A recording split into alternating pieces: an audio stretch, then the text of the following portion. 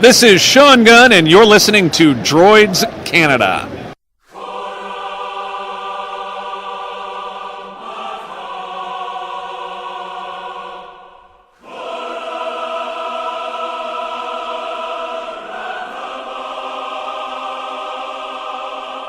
Hey gang, Ralph Garman here. This is Inspector Gadget. Hello, this is Andrew Chalmers, the writer and doctor in Doctor Who Dark Journey.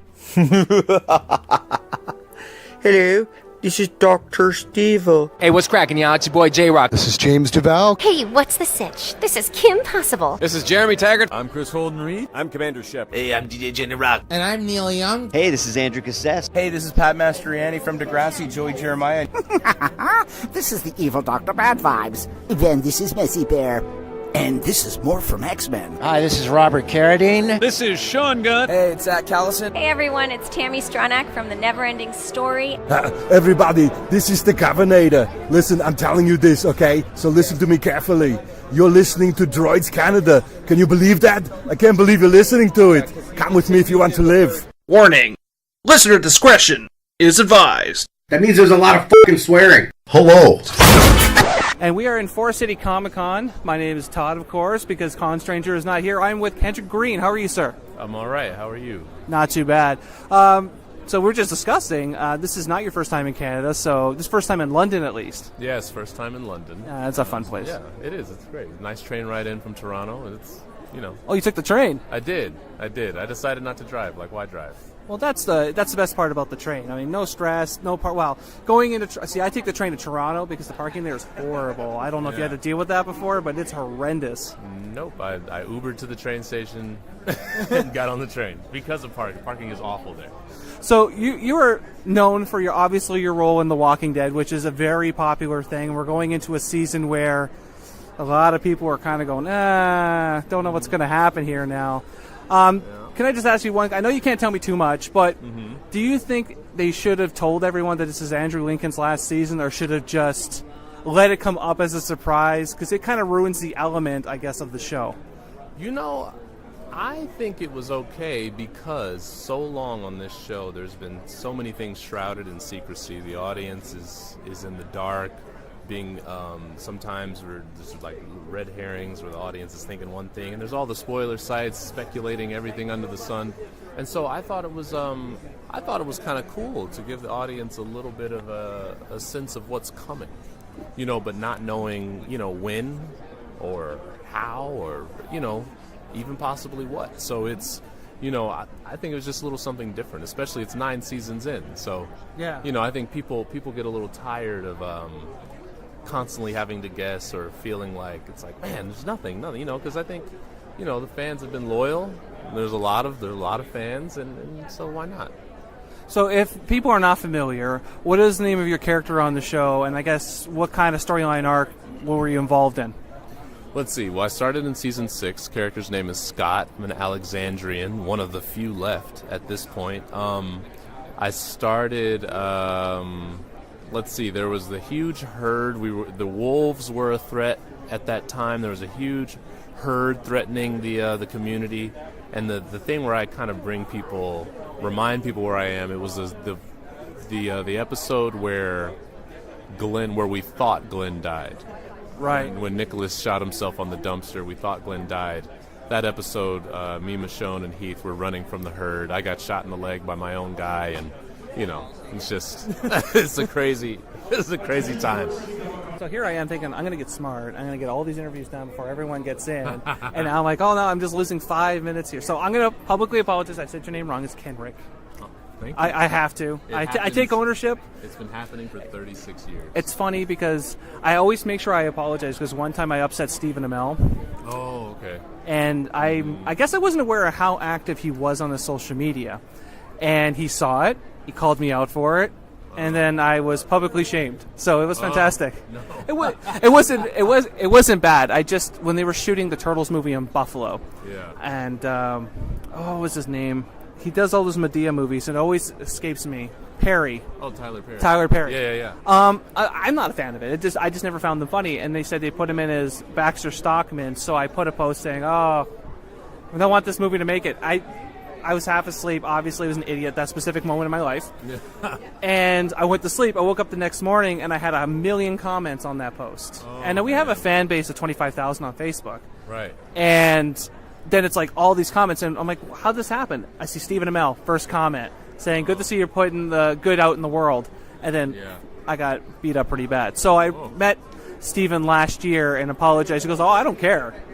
I was like, well, the 1 million people did. He's like, don't worry about it. It's fine. Don't worry about it. All right. I know, social media, it's like it starts this wildfire you don't even realize. So, back to The Walking Dead. I'm always been curious how they tell an individual when their time is up on the show. I've heard that they'll do like a sit down, or they'll have like a last dinner or something to that effect. Yeah. Now, being a switch that, you're right, you survived a lot so far in the show. How do you think that would go? Just be kind of like, it's that time, or? Honestly, I don't know. That's good that you don't know. Yeah, I don't know. Don't want to find out. I mean, it could be, like, some people get heads up, I mean, you get, sometimes you find out right when the episode comes out. Sometimes you have a little time to prepare. It all depends, I'm not a part of the group that makes those decisions, but I've seen the various, ways kind of at work, and obviously some go over better than others, and but you never know from one person to the next. Well, I've heard my friend used to work on the show. He was a zombie. Oh, okay. Sorry. Yeah, we're just gonna need these chairs. Oh, sorry. I'll stand up and move out of your way. It's okay. I was just being kind of over here. I'm shimming. How's it going? Let me nail down because I'm old. It's okay. So he told me the one thing that is constant about the set is that it's always a great time. Is that everyone has a lot of fun on the show.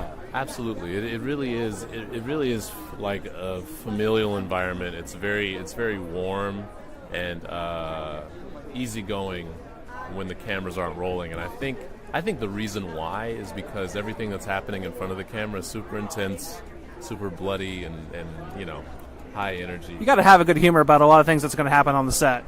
Yeah, exactly. And sometimes you want a little break in between takes and not think about, my kid's about to die or I'm about to get eaten. I just want to laugh about something stupid. Sure. Yeah. So, if people weren't following you on social media, where would they find you if they wanted to follow you? Let's see. I'm at Kenric JG on Twitter. I am Kenric Green on Instagram, and then really Instagram and Twitter are the best places. They really are, because they're the most unfiltered. That's one thing I've learned from doing this industry, is that if you really want to grow your base, it has to be Twitter or Instagram, because Facebook tends to hide your posts a lot if you're not paying. Yeah. So that's kind of a hard thing I learned. Yeah, I haven't gotten my fan page up and running on Facebook. I just have my regular page, but that maxes out at 5,000. Yeah. And that's Facebook. It's quick how that happens, though. Like, have you ever done like a walker stalk or anything like that? Oh yeah, I've done some walker stalkers all over. Yeah. So I have another friend. I have a lot of friends in The Walking Dead, but he doesn't work obviously for Walking Dead. He's a Cecil Grimes impersonator. Rick Grimes. His name is Cecil Grimes. I know he's done walker stalk a bunch of times. Do you ever bump into him? I mean, maybe. I've seen a lot of Rick cosplayers. I know, right? I've seen Daryl cosplayers, so I'm sure I've seen him, but I didn't know him. Well, he's I don't know if I don't remember, but he brings a set with him. So he's actually becomes a featured cosplayer. He brings a set. He drove it all the way up from Tampa, Florida one year, the Niagara Falls, and we built that thing. It took 8 hours, but he made it look like the prison. Oh, wow. Which is really cool. So that's why I was curious. But honestly, on a glance, you would never know if that was Lincoln or not. Like, he's got the voice, the walk, the mannerisms, everything down. I guess you have to be in that type of industry. Yeah, you get committed. I don't know if I've seen him, but it sounds really cool. I'll make sure I'll message him, say, go bump into this guy. So you were saying before we went on, you and your wife are working on a project right now. Yeah, we're producing a series called Wedlocked.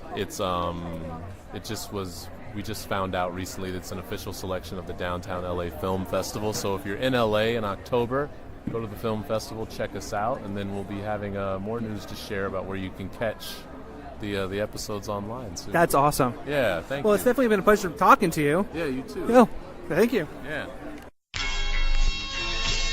This podcast is a proud member of the Points of Interest Podcast Network. Visit us today at poipodcast.com.